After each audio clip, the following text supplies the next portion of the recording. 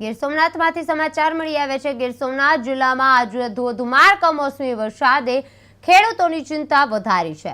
કોડીનાર તાલુકાના સિંધાજ અને ફોચોરિયા, અણેજ, આણંદપુર સહિત અનેક ગામોમાં વરસાદી ઝાપટા સાથે ક્યાંક ભારે વરસાદ નોંધાયો છે। અચાનક પડેલા કમોસમી વરસાદના કારણે પાકને મોટું નુકસાન થવાની ભીતિ સેવાઈ રહી છે।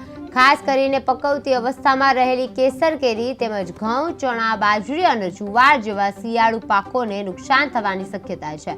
4 મહિના સુધી મહેનત કરીને પાક તૈયાર કરનારા ખેડૂતો હવે આ કમોસમી વરસાદને કારણે ભારે ચિંતામાં મુકાયા છે।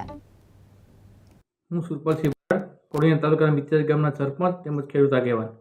આજે જે કમોસમી વરસાદ થયો છે, અમારા કોડીનાર તાલુકાના સિંધાજ ગામ છે, દેવલપુર ગામ છે, 5 થી 7 ગામમાં વરસાદ થયો છે। એને લીધે ઘણા કઠોળ પાક છે, અન્ય તલ છે, બાજરી છે, બીજા અન્ય કઠોળ પાકમાં મોટું નુકસાન થયું છે।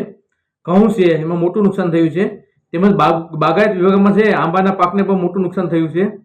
તો આ એક પડિયામાંથી પાટું જેવો ઘાટ ઘડાઈ ગયો છે ખેડૂતો માટે, કારણ કે અત્યારે સારું સિઝન છે, ખેડૂતો મગફળીમાં વરસાદ એમાં માર ખાધો, આમાં ઉનાળુ પાકમાં વરસાદ, શિયાળુ પાકમાં વરસાદ, તો ખેડૂત માટે પડિયા માટે પાઠું છે।